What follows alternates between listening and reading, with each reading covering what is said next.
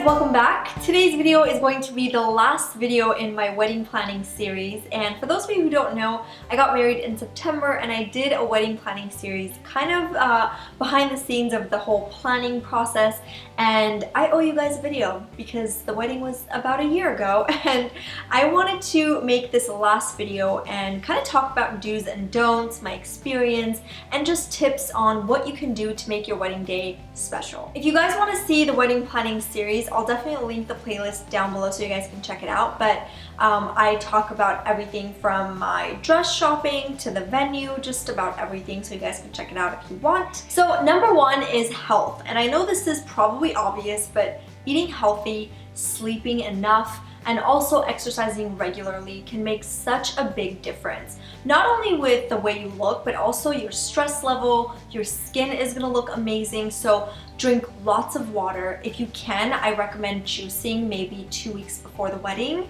I personally started juicing about 3 weeks before the wedding, and I did see a big difference. Not only in my body, but I also just felt like my skin looked amazing. I just wasn't as stressed. So overall, it's just really good to take care of your health before the wedding. By the way, when I say juicing, I don't mean you just juice and don't eat. You definitely should be eating healthy. You know, what I did was I cut red meats completely. So I had a lot of fish, chicken, I incorporated a lot of salads, so very just lean and very healthy. But I did juice also just because I have acne prone skin, so I wanted to make sure my skin looked amazing. I felt great before the wedding because of all the things that I was doing, and my skin looked amazing on the wedding. So I'm pretty sure that eating healthy, exercising regularly, and getting enough sleep really made a difference. So as much as you want to feel good, you also want to look good, and for me and Kaz, we really wanted to get our teeth whitened because we wanted to make sure we smiled a lot in pictures, because the worst thing you want, especially as a bride, are pictures where you just look like you're kind of mean and you're not smiling. So it was really important for me to smile and have a beautiful smile. So KB and I, my husband and I, did some research, and we actually went into the dentist office and we got the Philips Zoom White Speed treatment, which is like a 45-minute treatment. It's super easy. So we went in, we sat down, they put this light over your teeth, and it's really safe, by the way. It takes about 45 minutes and you can get up to 8 shades lighter, whiter smile depending on how stained your teeth are. So we did that, and actually I do get a lot of questions from you guys about my teeth whitening regimen, so I'll have more details in the description box if you're interested in learning more about this. But I think it's really important to whiten your teeth before the wedding, because all your pictures, you're just gonna look so much more confident. I also think design details are very important, because I feel like you don't spend as much money on the little things, but they do add so much to the wedding. I think it just makes everything so pretty. It makes everything come together. So for me, it was really important to have little details here and there. Starting from my invitations, I wanted to make sure that it set the right mood. So I think having really pretty invitations from the get-go, it just sets the whole mood for the wedding. So after that, I made sure that we had really pretty name cards. We had napkins with our hashtags as well as our names. So just little details here and there. And I actually ordered everything from Wedding Paper Divas. And again, in the blog post, you'll see a lot of those details come to life. But I also ordered some stuff from Etsy, like bride and groom signs that we hung behind our chairs, which I thought were really cute.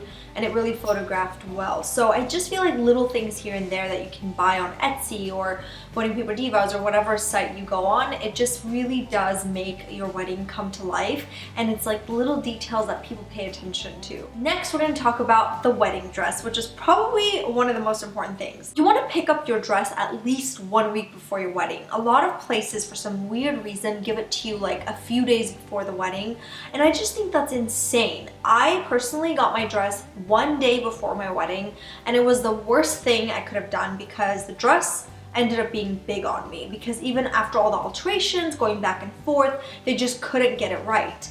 And so my mom had to actually spend some time right before the wedding, like the night before the wedding, to alter it herself. And so it was kind of a nightmare, and I would recommend getting the dress before, even if the bridal shop tells you nope, a day before is perfect, I would fight for it and I would say nope, I need it at least a week before. You want to make sure that it fits you like a glove, because again, it's gonna make you look better, it's gonna make you feel much more comfortable. I think the same thing goes for the groom. I would make sure that your groom picks up the tux a week before to make sure there aren't last minute alterations that they need to do. Alright, so next we're going to talk about vendors, because this is probably another very important one. I felt like during the process of wedding planning, when I met with my vendors, I almost felt like they overpromised and it was like too good to be true, and then when the day came, like some of them under-delivered. And so I think it's really important to write everything down, have your contracts, and have a really good planner, whether it's a day of planner or an overall wedding planner. It's really important for them to be involved from, you know, at least a month before the wedding so that they know what to expect, because during the wedding, like from the morning till the end, you are so busy and you don't want to concentrate on anything but yourself and kind of be in the moment. And so the last thing you want to worry about are little things from vendors. So I think it's really important to make sure that you're very clear with the vendor, and you want to make sure that everything is written down contractually so that there are no problems at the end. So one of the examples I'll give you guys is with a caterer that I had initially hired.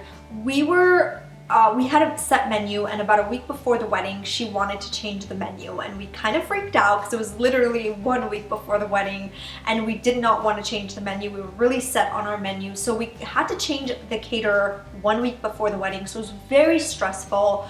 But it got done, everything was beautiful and perfect, but that's just one of the examples. There were other things that I didn't quite like. I didn't really love the flowers, and so yeah, you just want to make sure, bottom line is that you are clear on what you want and everything is written down so that they know and you guys are just both very clear. Another very important thing I find a lot of people neglect is getting a coordinator, a day of coordinator. I had a month of, just because we planned everything ourselves, I feel like, but we obviously wanted someone there the day of to make sure that the show was running very smoothly.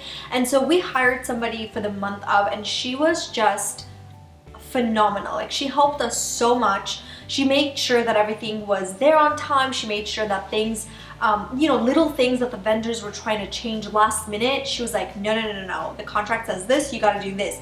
And she didn't bother us with, you know, trying to stress us out. Because when you don't have a day of coordinator, all those vendors come to you. And so you're trying to get ready, you're trying to do your hair and makeup, getting dressed, and then the last thing you want is some vendor trying to tell you something that you don't even care about. You know what I mean? So you want to make sure that there is a really good and reliable coordinator that you can trust. We loved our girl, she was amazing, so I'll link her down below as well. Another thing that I want to talk about is my engagement ring and my wedding band, just because I get a lot of comments from you guys and a lot of questions about it. So I chose my wedding band, and we actually went to the same guy who designed my engagement ring, and obviously I wasn't there when this was happening, but my husband did a lot of research and he found this guy in San Diego who was just very trustworthy, and I think that's what's really important. I think the advice that I would give is go with someone that you trust immediately, because when it comes to jewelry shopping, it is so difficult. And then when we went back for my band, he just really listened to what I wanted, made sure that it's exactly what I wanted. So I'm gonna link him down below as well. So that's gonna do it for me. I hope you guys enjoyed this video. I wanted to keep it short and sweet and get to the very important points. So if you have any questions for me, leave it in the comment section. I will answer as much as possible. And again, I will link anything and everything that I can find in terms of the wedding so you guys can check it out and get some ideas, and hopefully it helps you guys out with your wedding. Thanks so much for watching, and I'll see you soon.